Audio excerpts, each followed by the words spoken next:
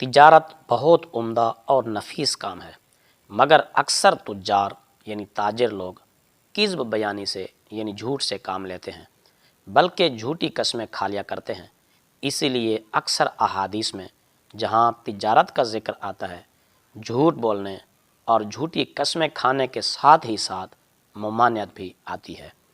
اور یہ بھی واقع ہے کہ اگر تاجر اپنے مال میں برکت دیکھنا چاہتا ہے تو ان بری باتوں سے گریز کرے۔ تاجروں کی انہی بدعنوانیوں کی وجہ سے بازار کو بدترین بقعۂ زمین یعنی زمین کا ٹکڑا فرمایا گیا، اور یہ کہ شیطان ہر صبح کو اپنا جھنڈا لے کر بازار میں پہنچ جاتا ہے اور بے ضرورت بازار میں جانے کو برا بتایا گیا۔ قرآن کریم میں اللہ کا یہ ارشاد ہے، رجال اللہ تلہیہم تجارت ولا بیع عن ذکر اللہ، بھی اسی کی طرف اشارہ کرتا ہے کہ تجارت و بیع یاد خدا سے غافل کر دینے والی چیز ہے، اور اس سے دلچسپی غفلت لانے والی ہے۔ اسی وجہ سے فرمایا گیا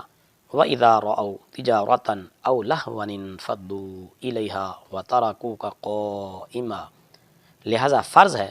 کہ تجارت میں اتنا انہماک نہ ہو، یعنی اتنی مشغولیت اور مصروفیت نہ ہو کہ یاد خدا سے غفلت کا موجب بنے۔ صحیح بخاری شریف میں حضرت قتادہ رضی اللہ تعالیٰ عنہ فرماتے ہیں کہ صحابہ کرام خرید و فروخت اور تجارت کرتے تھے، مگر جب حقوق اللہ میں سے کوئی حق پیش آ جاتا تو تجارت و بیع ان کو ذکر اللہ سے نہیں روک سکتی اور وہ اس کا حق ادا کرتے ہیں۔